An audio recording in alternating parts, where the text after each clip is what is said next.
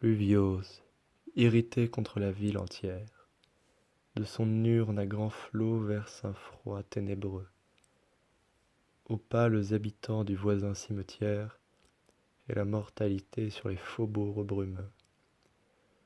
Mon chat sur le carreau cherchant une litière agite sans repos son corps maigre et galeux.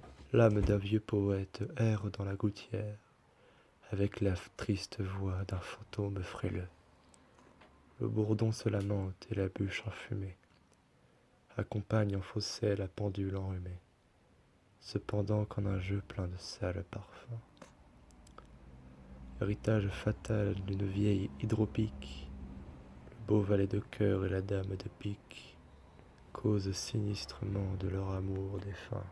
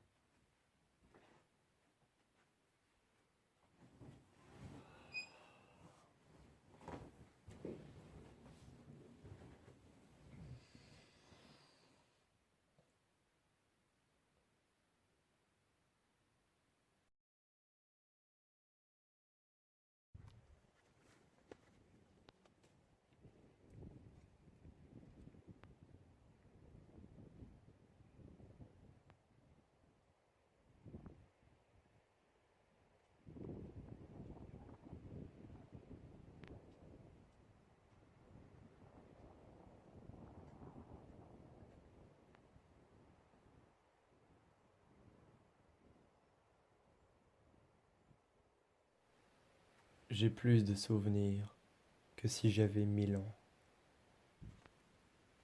Un gros meuble à tiroirs encombré de bilans, de vers, de billets doux, de procès, de romances, avec de lourds cheveux roulés dans des quittances, cache moins de secrets que mon triste cerveau. C'est une pyramide, un immense caveau, qui contient plus de morts que la fosse commune. Je suis un cimetière abhorré de la lune, où comme des remords se traînent de longs vers, qui s'acharnent toujours sur mes morts les plus chers. Je suis un vieux boudoir plein de roses fanées, où gît tout un fouillis de modes surannés, où les pastels plaintifs et les pâles bouchers seuls respirent l'odeur d'un flacon débouché.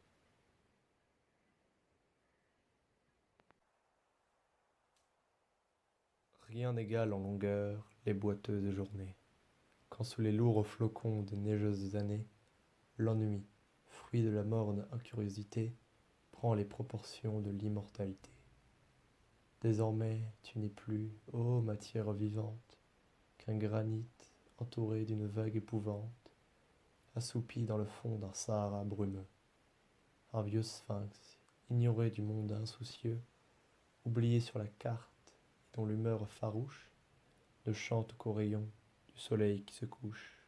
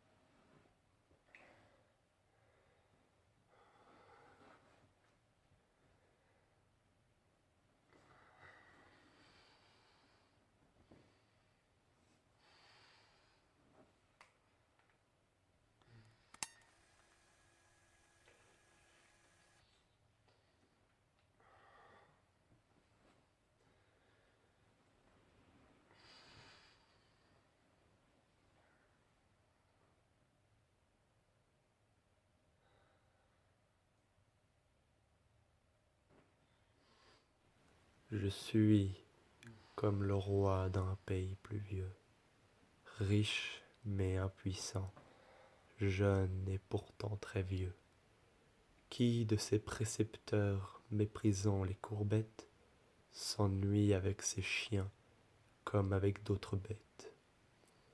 Rien ne peut l'égayer, ni gibier ni faucon, ni son peuple mourant en face du balcon. Du bouffon favori la grotesque ballade ne distrait plus le front de ce cruel malade. Son lit, fleur-de-lysée, se transforme en tombeau, et les dames d'atour, pour qui tout prince est beau, ne savent plus trouver d'impudiques toilettes pour tirer un souris de ce jeune squelette.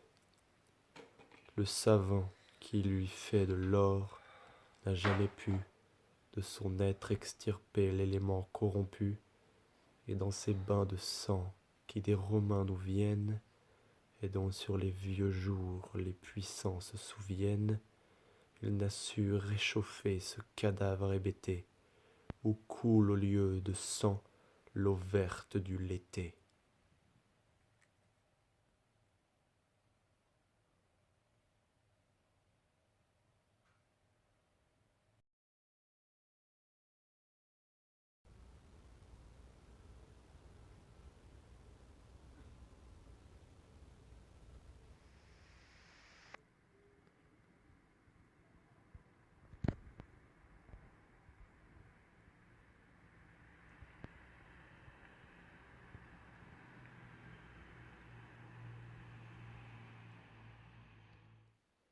Quand le ciel bas et lourd pèse comme un couvercle sur l'esprit gémissant en proie aux longs ennuis, et que de l'horizon, embrassant tout le cercle, il nous verse un jour noir plus triste que les nuits.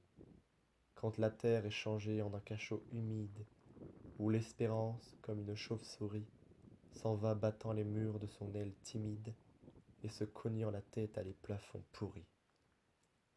Quand la pluie, étalant ses immenses traînées, une vaste prison imite les barreaux, et qu'un peuple muet d'infâmes araignées vient tendre ses filets au fond de nos cerveaux.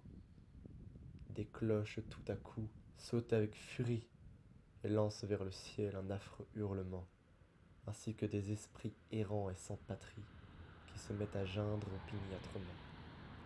Et de longs corbillards, sans tambour ni musique, défilent lentement dans mon âme.